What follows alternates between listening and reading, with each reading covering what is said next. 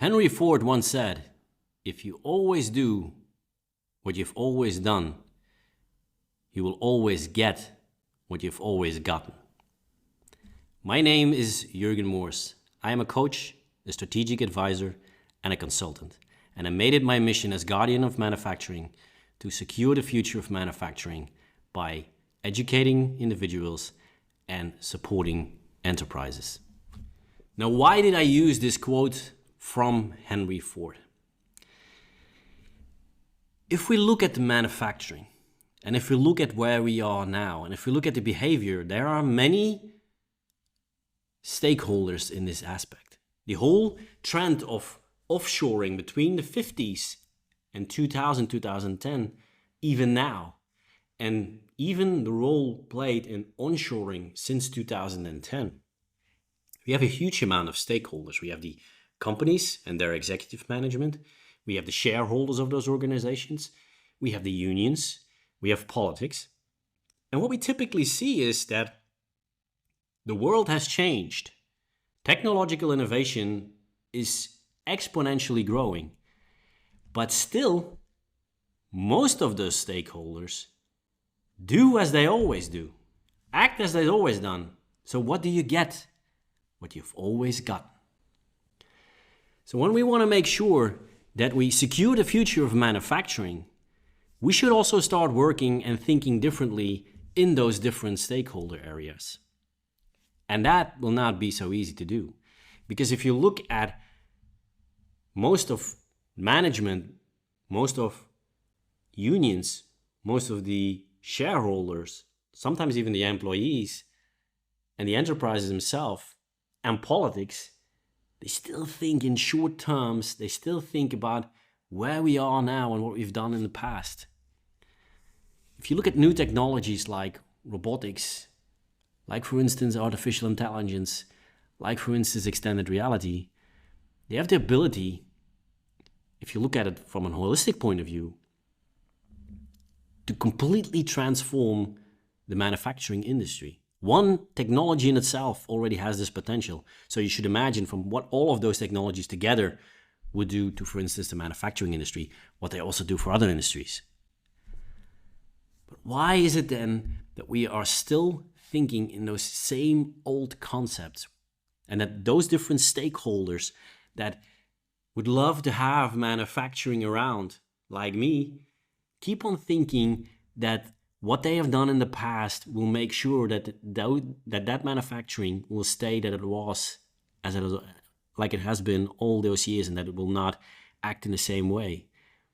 That's a problem a little bit that I see right now, is that most politicians, when we talk about onshoring manufacturing, or even avoiding that certain sub-industries of manufacturing are offshoring, they come up with the same set of changes all the time. And one of the things is, we give them a grant. But the grant in itself will not solve the problem if the general regulation of regulatory frame will not be adjusted to what this new technology can mean. We already see that in certain industries. The same thing if we look at the shareholders. If we keep on focusing on a very short term, on a quarterly basis, how do you expect, or how can we expect that an holistic change will be introduced? Because it will require a certain investment and a certain effort over a longer period of time than just one quarter, and you can even say than just 1 year. So how do we believe that with this focus on a quarterly basis, an industry like the manufacturing industry would make that change? Same thing for management. How do we think that with the continuous focus on short-term operational excellence, on low-hanging fruit for more than 2-3 decades, will change the manufacturing industry as it is? In the meantime, most trees with low-hanging fruit are either empty, or the fruit that is still hanging there is rotten.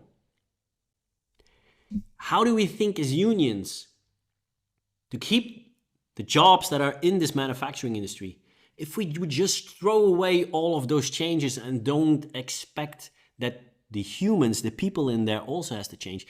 Those technologies that I mentioned before have more than ever before the ability to make an industry, to make a manufacturing industry human-centered, individually centered, but only when you have the guts to embrace them, to experiment with them, and to bring them on board. And not with immediately referring to a set of restrictions where you think from, oh, this could happen, or this could go wrong, or this job could get lost. That's not the way that you change a thing. And one of the symptoms where you can see that is, if you look at the 70s, the 80s, and the 90s, a lot of time, even the beginning of this century, the biggest innovations most people encountered in their professional life. Since then, for most of the people, this has changed a whole lot. And with the smartphone, with the tablet, even with AI, we tend to use it a lot more in our personal lives than that we actually use it in our professional lives. And even what we see now is that, especially if you focus a little bit more on the manufacturing industry, from a technological point of view, we are lacking in comparison to what we can do often as a consumer. And to many people that actually go to the job, they think from, okay, I can do less in my job than I can do at home. So there's also a certain frustration coming from that as well. And we have to think about, how is it possible that in the meantime, as a consumer often, we are more advanced than we are as a company. And there are many reasons for that. We cannot solve it with just one thing. But the speed of change and innovation is still exploding. There's something we cannot stop. That will be there and that will not change anymore. The question is, what will we do to avoid that this divide between what we can do in our personal lives and what we can do in our professional lives doesn't keep growing exponentially as well? Because then in 5 or 10 years, we have a big problem for people to motivate them to go actually to work, because it's like stepping into another century. And that is why it is so critical that these different stakeholders that are determining the fate of manufacturing also take the time to think about, what is our role? And if we think in the future, how can we start doing things, looking at things, thinking about things in a different way, in such a way that we can also expect a different outcome. And there is no quick fix. Forget about that. That never happened and it will never will. We have to do this thorough investigation, each stakeholder in itself, and then of course as a group. Now, how can we do that? But that is something for another video. See you next time. Bye-bye.